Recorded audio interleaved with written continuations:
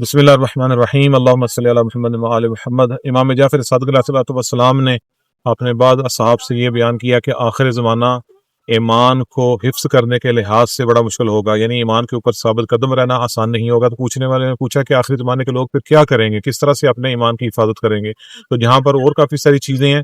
इमाम ने एक दुआ फरमाई कि जो आखिर ज़माने में ज़्यादा से ज़्यादा हम सबको पढ़नी चाहिए। वह दुआ क्या थी? फरमाया कि ये पढ़ा करें कसरत के साथ, या अल्लाह हो या रहमान हो या रहीम या मुक़ल्लिबल क़ुलूब सब्बित क़ल्बी अला दीनिक, या ए रहमान और रहीम खुदा, ए दिलों को मुनक़लब करने वाले खुदा, हमें अपने दीन पर साबित कदम रखना।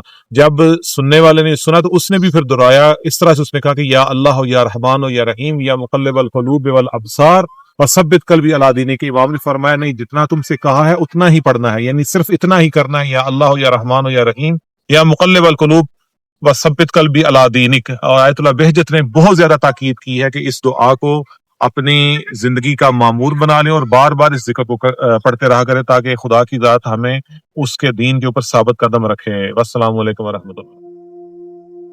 बिस्मिल्लाहिर्रहमानिर्रहीम।